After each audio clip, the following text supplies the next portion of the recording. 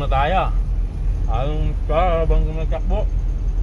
Kasi sayang oras pagka tumitigil tayo. Naghahabol tayo sa oras dito sa Manila, naghahabol tayo sa oras.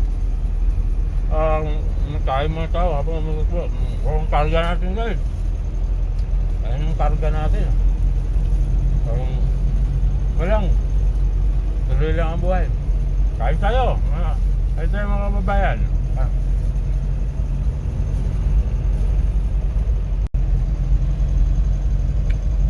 Mga kargador, malapit na tayo. Nandito tayo sa Green Meadows. Pagbaba natin to Z5 at Bagumbayan na. Kaya kunting ano lang, kuha na natin yung unang biyahe natin. Nood na tayo sa aking vlog. Ito yung pinakaunang vlog ko ngayon sa bilang kargador. Kasi na-active na tayo sa Lalamove saka sa Transportify. So kailangan natin gamitin to, sayang naman. Guys, may dala naman tayo, pangalawang booking natin. May dala tayong mga construction debris. Pati makadalasan ng mga plywood. Kaya guys, yung pangalawang booking natin.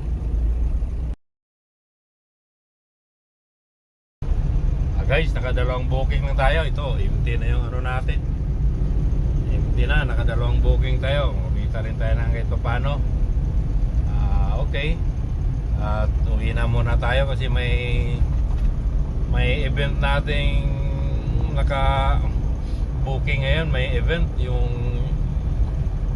junior and senior from Acrosnaligas High School. Kaya high school to hotel sila. Yun yung ano natin. Mamaya may booking tayo guys. Kaya okay. Na tayo.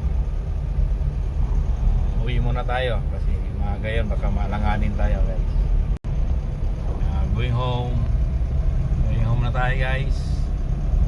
Ayan, magantay tayo ng 3:30 kasi assembly time ng mga van, mga 17 seaters tayo ngayon. Ayan, mga 3:30 hanggang gabi tayo dyan.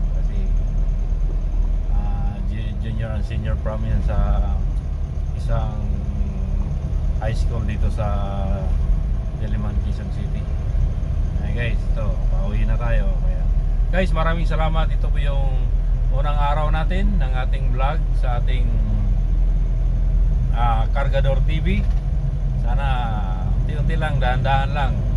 Hindi naman to magic na bigla yung ating mga subscriber. Basta sabi ko sa inyo, kahit anong trabaho guys, basta masipag ka lang,